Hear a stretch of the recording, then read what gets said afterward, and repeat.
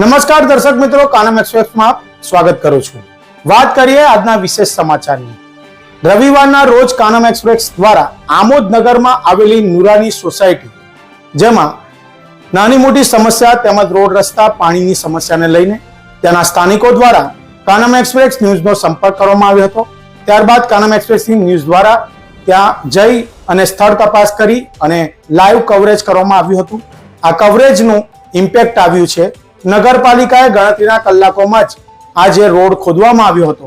ઉલ્લેખનીય વાત એ છે કે જંબુ આમોદ નગરની વાત કરીએ તો આમોદ નગરમાં ગેસ લાઈન નાખવા માટે આ રોડ ખોદવામાં આવ્યો હતો, તેમજ ગટરને પાણીની લાઈનો નાખવા માટે આ રોડને ખોદવામાં આવ્યો હતો।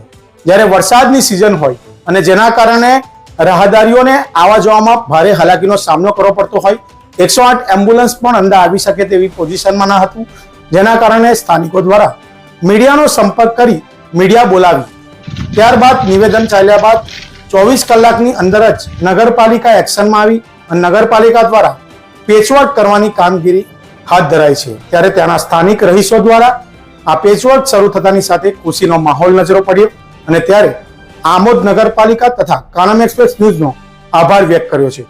ક્યાંક ને ક્યાંક કાનમ એક્સપ્રેસ ન્યૂઝના સમાચારના પ્રત્યાઘાત પડ્યા હોય તેવા સમાચાર સામે આવ્યા છે। આપનું નામ? મારું નામ મહેમૂદભાઈ।